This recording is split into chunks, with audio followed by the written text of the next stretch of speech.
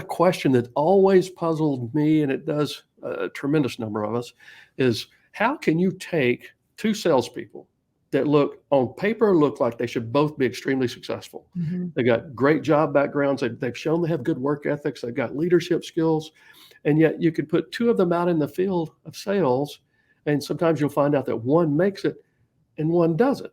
And so that was puzzling. So I wanted to find out why that happened. And I wanted to find out how that decision to either persist or quit happens. And so what I found as I studied is that there's an actual science. There's a neurology that happens in the brain with each and every decision that any of us make. There's no exceptions to that. And when we learn how to work within that science, we can actually implement that into our business model, and we can influence how some very important decisions get made. We can influence how a prospect decides to listen to what we want to say to them in the first place, rather than just say, no, thank you, I'm not interested. We can decide how that decision maker, we can influence how that decision maker decides to say yes after you've talked to them about doing business with you. We can influence how they become a walking ambassador. We can influence how we as salespeople choose to make the decision to persist in our career, or how we build the team around us if we're in sales leadership. And these decisions are really important, because when you get down to it, the single most important factor that usually determines the success or failure of a career or of any business, the single most important factor is usually not going to be the economy. It's not going to be the political landscape. It's not going to be your competition. It's not even going to be pandemics or anything of that nature. The single most important factor that determines the success of an organization is normally how your prospects, how your customers, how your sales team, your support team makes one very simple decision. And that's when it comes to my relationship with you. Will I persist or will I quit? And so if you can have some insight and then influence in how that decision is made, it's huge for any business. And so as I was studying that, I ended up finding out the works of Dr. Antonio Damasio. He, at the time, was a professor of neurology or neurobiology, I guess it was, at USC, and an adjunct professor at the Salk Institute. Mm-hmm. And he studied a group of people, and his focus, of course, was on the brain neurology, but he studied a group of people because he wanted to find out something about the decision process. And in his book, The Descartes Error, he kind of details his findings, but basically, without getting too sciencey, logic and emotion are actually centered in two separate parts of the brain. And those two parts communicate with each other. That's how we make decisions. And he studied a group of people that connection between the logic and emotional centers of the brain had been interrupted, either by disease or by accident. He studied those people to see what the result was. And long story short, what he found out was those people could not make decisions. It just greatly impaired their ability to even make even the simplest of decisions. So he hypothesized that all decisions are made with a combination of logic and emotion. There's no exceptions to that. And so as he went further, he also talked about how the different ways emotions affect us. Now, when you think about it, if you're going to be successful at anything, you have to have that logical plan, but you have to understand how your emotions will affect you too. If we've got negative emotions that we're dealing with, or any emotions, quite frankly, they always cause a feeling inside us.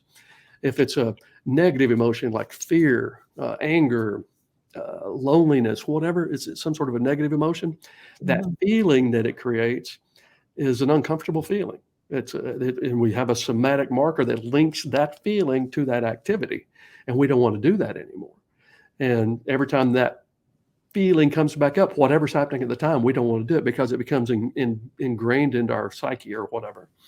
And then the opposite side, if it's a positive emotional experience like love, joy, a sense of belonging, a sense that you're doing something that matters, that kind of thing, that also creates a physiological feeling inside of us. Yeah. And that feeling we like. We want to repeat that. We want to visit with that person. We want to move forward in whatever's going on.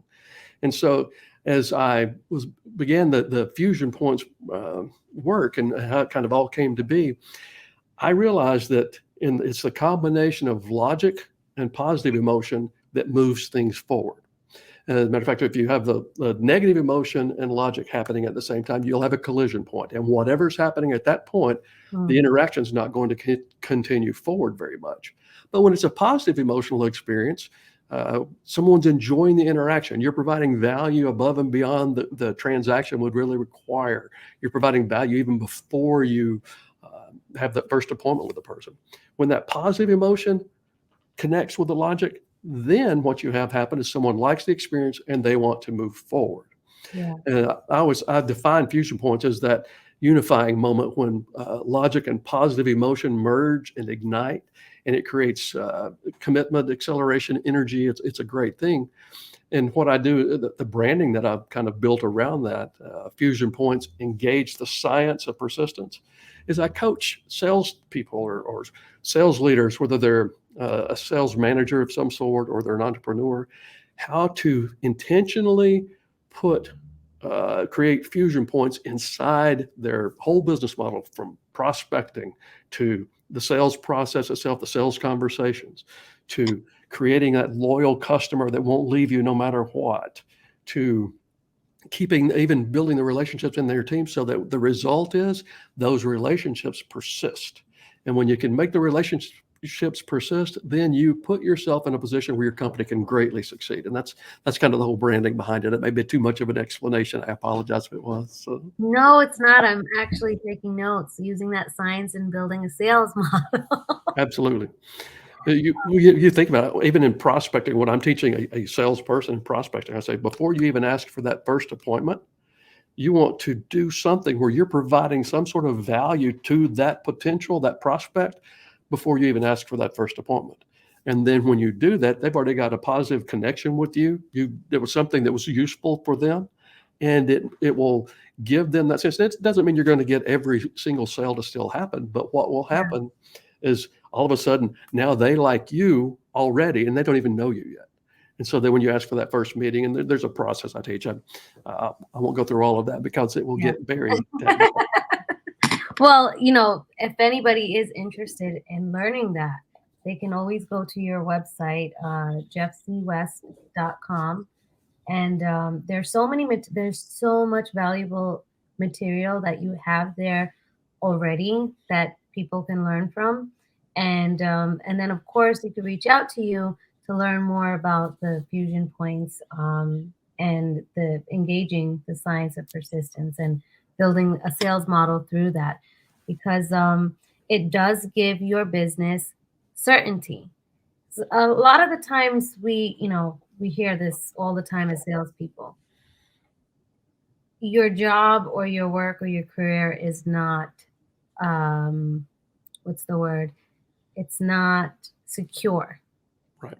When actually it's the most secure job we can ever have because we have control of it.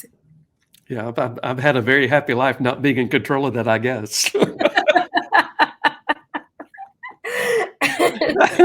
But you're right. Yeah, when you work for yourself, if working for yourself, either being an entrepreneur or being a commission salesperson in whatever industry that you're in, oh my gosh, what you do is, yes, you risk. You absolutely do take a risk, but you get the rewards of that risk, and it's much more difficult for something to happen to that to take it away.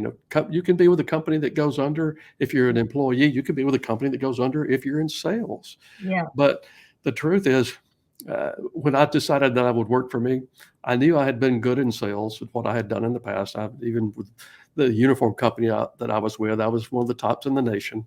And I knew if I could sell for someone else, I could sell for my family. That'd be just fine. Yeah. So. Oh my gosh, I love that. Thank you so much for saying that, Jeff.